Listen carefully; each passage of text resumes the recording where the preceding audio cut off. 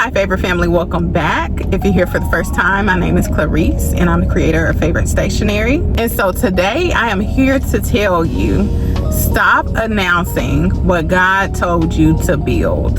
And so the point is not to tell everybody what God is telling you. As a matter of fact, don't tell anybody. And so something came to me when I was thinking about this. I used to watch the Wayans brothers, and there's this particular episode. I don't know if it's just an episode or they did it throughout the series, but Marlon, Sean, and Pops, they would look at each other and they would say, "Don't tell nobody," okay? And that just came back to me. Don't tell nobody. And there is wisdom in that, because not everything God tells you is meant to be announced before it's time. So by now, many of you have been praying, you've been sitting with God, you've been reflecting, and little by little, He's been showing you where to begin. So maybe you're thinking about a business, maybe you're going on a healing journey, you could be going back to school, you could be starting a YouTube channel, you could be writing a book, you could be setting new boundaries. Whatever God has placed on your heart, do it. And you don't have to announce every step, because sharing things too early invites unnecessary warfare. Sometimes it invites comparison, because not everyone is going to celebrate what you're doing in your life. It can bring about envy, doubt, discouragement. And listen, a person can unintentionally or intentionally talk you out of everything that God has called you to do. And so let's go to the story of Joseph in the Bible. So God gave Joseph dreams of the plans that he had for him. And y'all know what happened. Instead of quietly cherishing those dreams, Joseph shared those dreams with his brothers. And so his brothers became jealous and they ended up throwing him into slavery.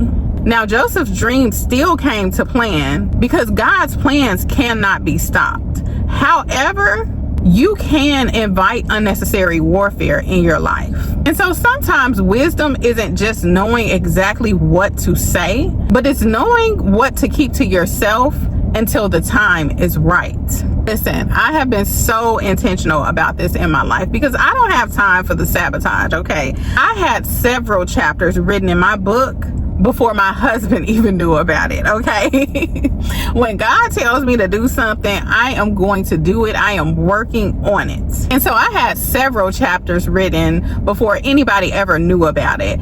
And that's because I wasn't looking for approval. I wasn't looking for permission. And I definitely wasn't taking a vote, okay? When God tells me to do something, it's my responsibility to be obedient. I am not polling anybody around me, okay? And yes, that has probably ruffled some feathers, and it always will, because it is what it is. Listen, a part of this growth journey is being comfortable with following God even when other people do not understand. You have to trust the relationship you've built with God, and you have to trust yourself enough to take the next step. You have to become okay with mistakes, okay? Mistakes are your teacher, and they won't disqualify you as long as you're staying connected to God.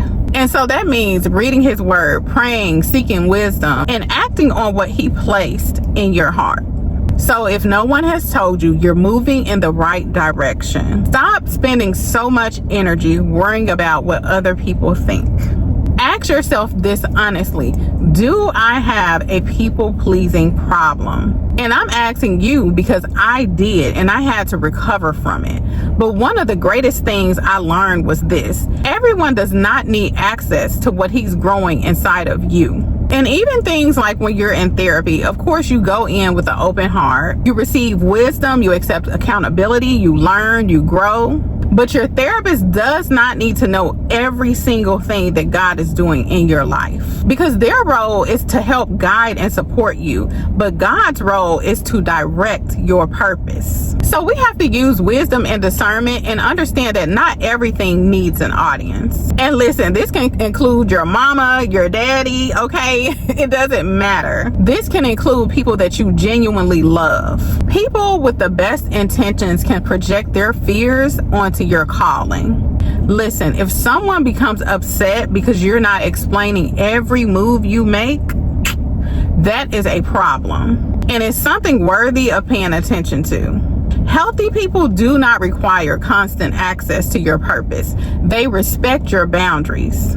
Matthew 6:6 reads, "But when you pray, go into your room, close the door, and pray to your Father who is unseen. And your Father who sees what is done in secret will reward you." So there is something really powerful about allowing God to develop things in private before revealing them publicly. And so this is encouragement from me to pray, listen, obey, build, heal, and grow. Let your results do the talking. You do not need everyone's approval. You only need God's direction. And sometimes the wisest thing you can say is nothing at all. Don't tell nobody. And so here's an affirmation to end. I trust God's direction more than people's opinions. I will quietly obey, protect what He is growing in me, and allow Him to reveal it in His perfect timing. And so I have a question. Have you ever shared something too early and wish you would have waited? And how can you better protect what God is developing in your life? Make sure to leave it in the comments. That's all I have for you this week. And I will see you next time right here at Favorite Stationery. Goodbye.